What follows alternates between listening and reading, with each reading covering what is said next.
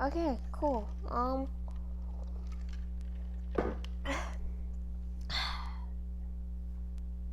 Last 6 pages. I meant to read this like 30 minutes ago, but I ended up falling asleep for half an hour.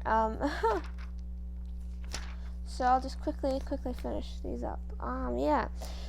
So page 626. TR, British of the Big Stick. Kylie McWilliam McKinley had scarcely served another 6 months when in September 1901 he was murdered by deranged anarchists in Buffalo, New York. Roosevelt rode a buckboard out of his campsite in the Adiron Decks to take the oath of office, becoming at age 42 the youngest president thus far in American history.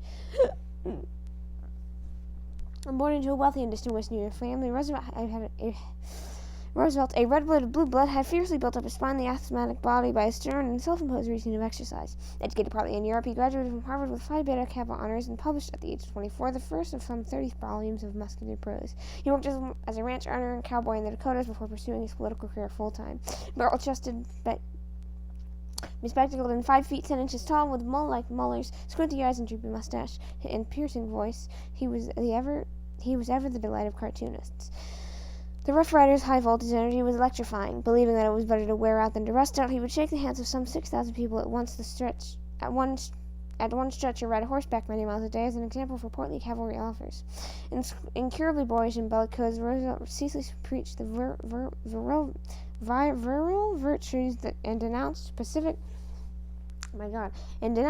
flub-dubs and mollycoddles. An ardent champion of military and naval preparedness, he adopted his pet proverb, speak softly and carry a big stick and you'll go far. His outsized ego caused it to be said of him that he wanted to be bride at every wedding and a corpse at every funeral. He loved people and mingled with those of all ranks, from Catholic cardinals to professional prize fighters, one of whom blinded a revel... Excuse me. Gosh. One of whom blinded a Rooseveltian eye in a White House bout. TR commanded an idolatrous personal following. After visiting him, a journalist wrote, "You can go home and wring personality out of your clothes." Above all, TR believed that the president should lead boldly. He had no real respect for the delicate cheeks and balances among the 3 branches of the government. The president, he felt, may take any action in the general interest that is not specifically forbidden by the laws of the contradiction. Building the Panama Canal. Roosevelt soon applied his bullish energy to foreign affairs. The Spanish-American War had reinvigorated interest in a long-talked-about canal across the Central American Isthmus, through which only printer's ink had ever flowed. Americans had learned a sobering lesson when the battleship Oregon, stationed in the Pacific coast at the outbreak of the war in 1898, took weeks to steam all the way around South America to join the U.S. fleet in the Cuban waters. An Isthmian canal would blatantly augment the strength of a navy by increasing its mobility. Such a water would make all... Excuse me.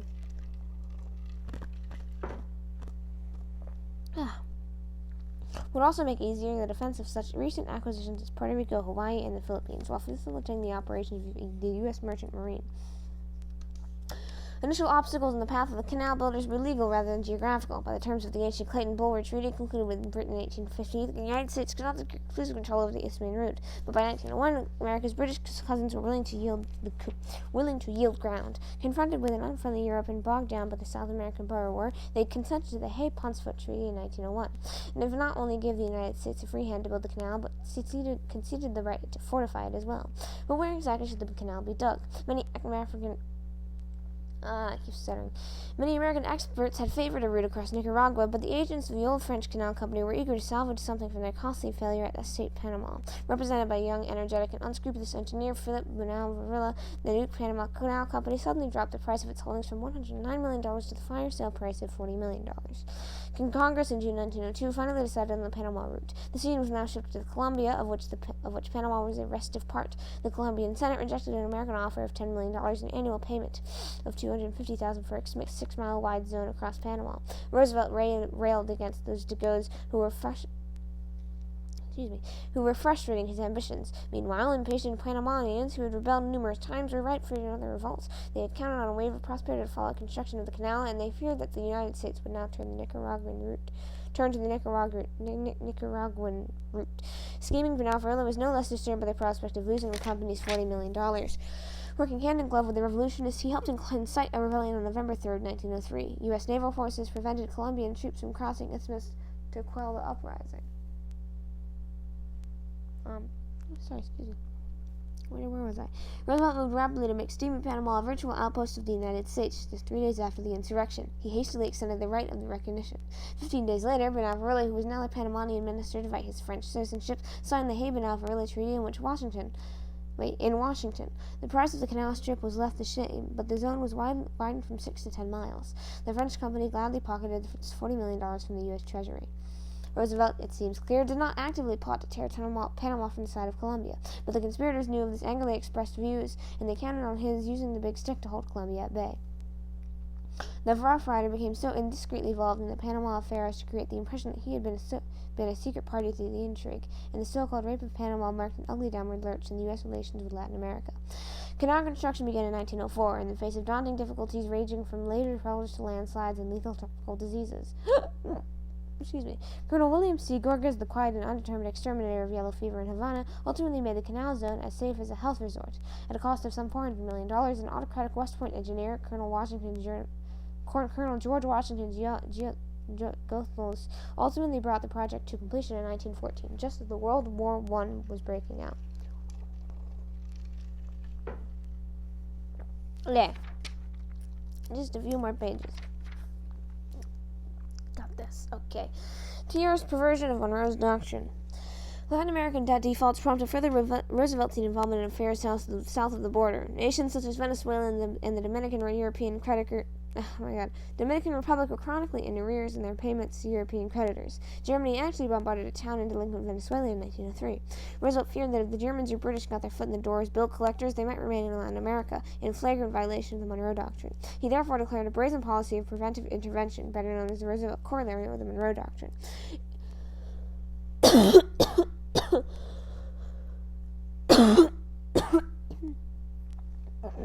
Excuse me. Sorry.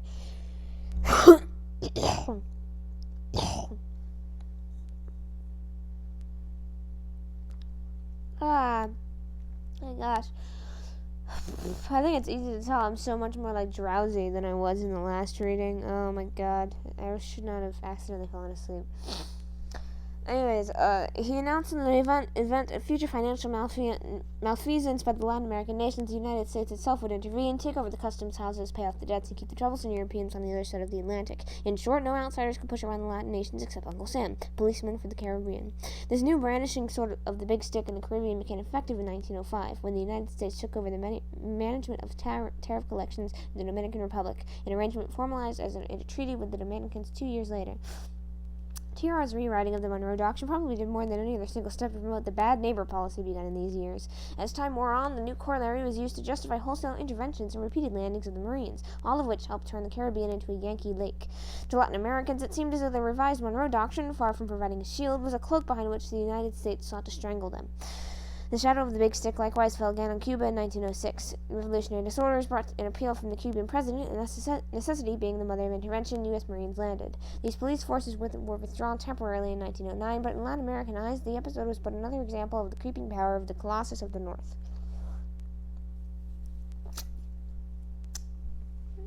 One sip.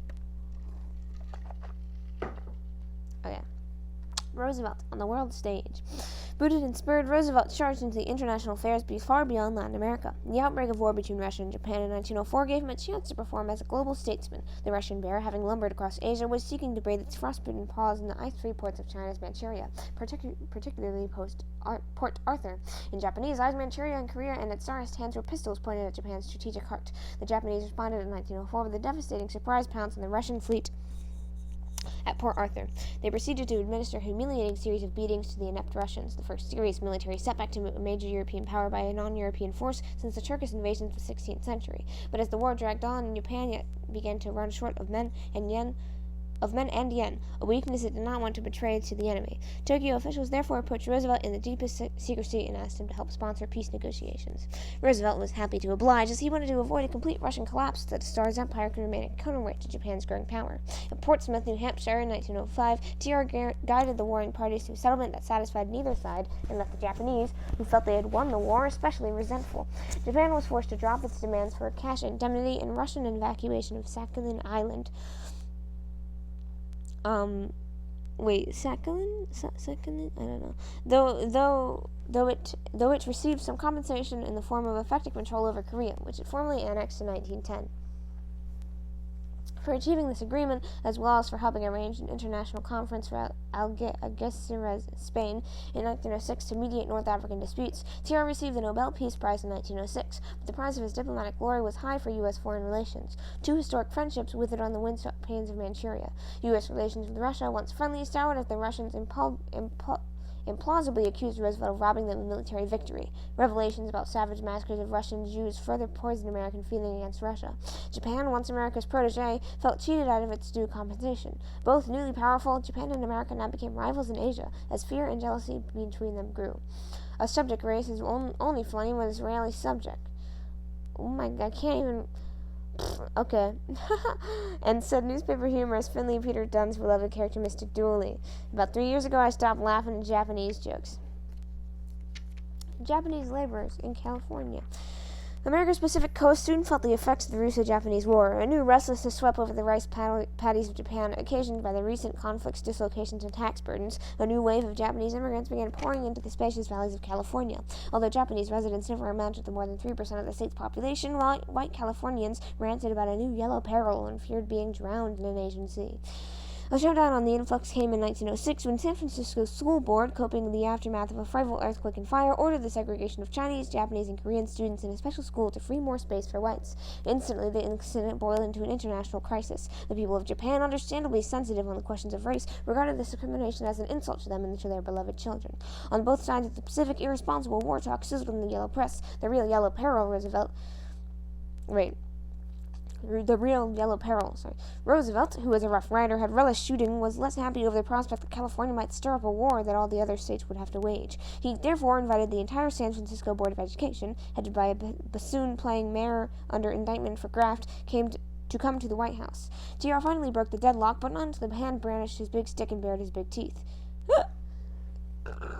Not until he had burnished his big stick and bared his big teeth. Excuse me. Still got hiccups. Californians were induced to repeal the offensive school order and to accept what came to be known as the Gentleman's Agreement. By this secret understanding, worked out during 1907 to 1908, Tokyo agreed to stop the flow of laborers to American mainland by withholding passports.